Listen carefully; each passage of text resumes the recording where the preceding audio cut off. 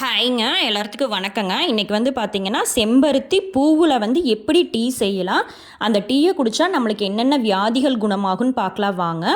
இதுக்கு வந்துட்டு கண்டிப்பாக நம்ம நாட்டு செம்பருத்தி தான், இந்த மாதிரி ஒத்தொத்த இதெல்லாம் இருக்கிற நாட்டு செம்பருத்தி எடுத்துக்கோங்க. அந்த ஹைப்ரிட் செம்பருத்தி ஒட்டு செம்பருத்தி வேண்டாம்.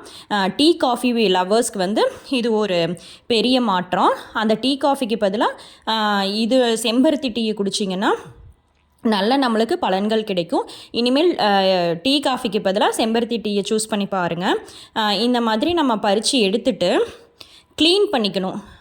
ஏன்னா அந்த காம்பு, அதுக்கப்புறம் நடுவில் இருக்கிற அந்த பூவு, ஸ்டிக்மான்னு சொல்லுவாங்க இங்கிலீஷில், அது எல்லாத்தையும் எடுத்துட்டு கண்டிப்பாக இதை வந்துட்டு கொதிக்கிற தண்ணியில் தான் நம்ம போட்டு குடிக்கணும்.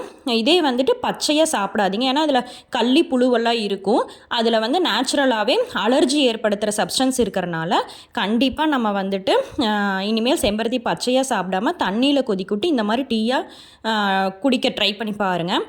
நம்மளுக்கு எவ்வளோ டம்ளர் டீ வேணுமோ அவ்வளோ டம்ளர் தண்ணி ஒரு பேனில் வந்துட்டு தண்ணி நல்லா கொதிச்சதுக்கப்புறம் நம்ம க்ளீன் பண்ணி வச்சுருக்கிற இந்த செம்பருத்தி உள்ளே போட்டு நல்லா மூடி வச்சுருங்க.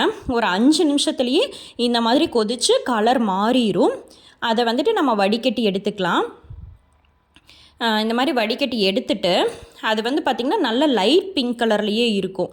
அந்த செம்பருத்தி பூவில் இருக்கிற கலர் ஃபுல்லாக இறங்கி லைட் பிங்க் கலரில் இருக்கும்.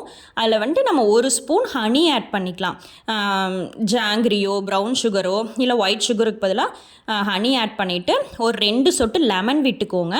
ஏன்னா நம்ம தூங்கி எந்திரிக்கும் போது நம்மளோட உடம்புல பித்தம் அதிகமாக இருக்கும். லெமன் 2 சொட்டு ஆட் பண்ணிங்கன்னா அந்த லெமன் தான் நம்ம உடம்புல இருக்கிற பித்தத்தை குறைக்கும். தினமும் காலையில் இந்த செம்பருத்தி பூ டீயை குடிச்சு பாருங்கள். கண்டிப்பாக எனர்ஜியாக இருக்கும், நல்ல மாற்றங்கள் தெரியும். இந்த டீ குடிக்கிறதுனால நம்மளுக்கு என்னென்ன நன்மைகள்னு பார்த்திங்கன்னா, இதில் வந்துட்டு வியாதிகளை தடுக்கக்கூடிய சக்தி இருக்குது. அதில் ஆந்தோசைனின்கிற பிக்மெண்ட் வந்து இருக்கிறனால வியாதிகள் நம்மளுக்கு வர வியாதிகளை வந்து தடுக்கும். ரத்த அழுத்தத்தை வந்து குறைக்கும். இதயத்தில் வந்து கொழுப்பு கட்டாமல் இருக்கும். HDL லெவல் வந்து நல்ல கொழுப்பு அதிகப்படுத்தி கெட்ட கொழுப்பு வந்து குறைக்கிறனால நம்மளுக்கு வந்து ஹார்ட் அட்டாக், நெஞ்சு வலியெல்லாம் வராமல் தடுக்கும். அப்புறம் பார்த்திங்கன்னா மெயினாக கல்லீரலில் வந்துட்டு கொழுப்பு சேர்ந்து கல்லீரலை சுற்றி கொழுப்பு சேர்ந்துக்கும். இதுக்கு ட்ரீட்மெண்ட்டே இல்லை. ஆனால் இதை வந்துட்டு 12 வாரங்கள் வந்து நீங்கள் குடிச்சிட்டு வந்தீங்கன்னா கண்டிப்பாக அந்த ஃபேட்டி லிவரில் இருக்கிற கொழுப்பை வந்து கரைச்சி கொண்டு வருதுங்க. இது வந்துட்டு எடை குறைப்பு, வெயிட் லாஸ்க்கு வந்து ஒரு சிறந்த டீனே சொல்லலாம். பசியை வந்து குறைச்சி நம்ம கொழுப்புகள் சேரல அப்படின்னாலே நல்லா நம்மளுக்கு வந்து வெயிட் லாஸ் ஆகும். புற்றுநோய்க்கு உண்டான பாலிஃபினல்ஸ் அப்படிங்கிற கண்டென்ட் இருக்கிறனால புற்றுநோய் வராமல் தடுக்குங்க. அப்புறம் மெயினாக வந்துட்டு பார்த்திங்கன்னா இந்த கிருமி தொற்றையெல்லாம் வந்து அழிக்கக்கூடிய சக்தி இந்த செம்பருத்திக்கு இருக்குங்க. பாக்டீரியல் இன்ஃபெக்ஷன் சொல்லுவாங்கள்ல, அந்த கிருமிகள்லாம் வந்து காய்ச்சல்லாம் வரும், யூரினரி ட்ராக்ட் இன்ஃபெக்ஷன்ஸ் வரும். அதெல்லாம் வந்துட்டு இந்த செம்பருத்தியில் ஆந்தோசைனின்கிற பிக்மெண்ட் இருக்கிறனால அந்த யூரினரி ட்ராக்டில் இருக்கிற பாத்வேயில் இருக்கிற அந்த வைரஸ் எல்லாத்தையும் அழித்து நம்மளுக்கு வந்து கிளியர் பண்ணி கொடுக்குங்க. கிருமி தொற்றை வந்து மெயினாக அழித்து கொடுக்குங்க. அதனால் இந்த செம்பருத்தி டீயில் வந்து இவ்வளோ நன்மைகள் இருக்குது, ட்ரை பண்ணி பாரு. அப்புறம் வந்துட்டு பார்த்திங்கன்னா இந்த செம்பருத்தி பூவை வந்து நல்லா நம்ம நிழலில் காய வச்சு அரைச்சி பொடி செஞ்சு வச்சுக்கிட்டோன்னா ஃபுட் கலருக்கு யூஸ் பண்ணிக்கலாங்க. கேசரி பவுட்ருக்கெல்லாம் பதிலாக இந்த பவுட்ரு யூஸ் பண்ணிக்கலாம். இதில் எந்த கெமிக்கல்ஸும் இல்லை.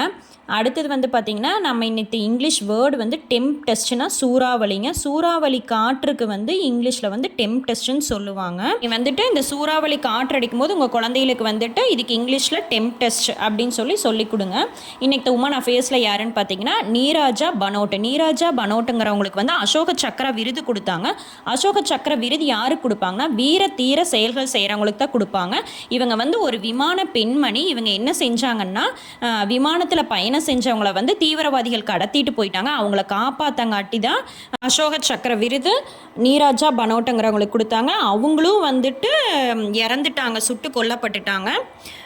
இந்த வீடியோ உங்களுக்கு பிடிச்சிருந்துச்சுன்னா மறக்காமல் சப்ஸ்கிரைப் பண்ணிக்கோங்க. என் சேனலுக்கு சப்போர்ட் பண்ணுங்கள். நாளைக்கு இன்னொரு இன்ட்ரெஸ்டிங்கான வீடியோவில் சந்திக்கலாம். Bye bye, see you all.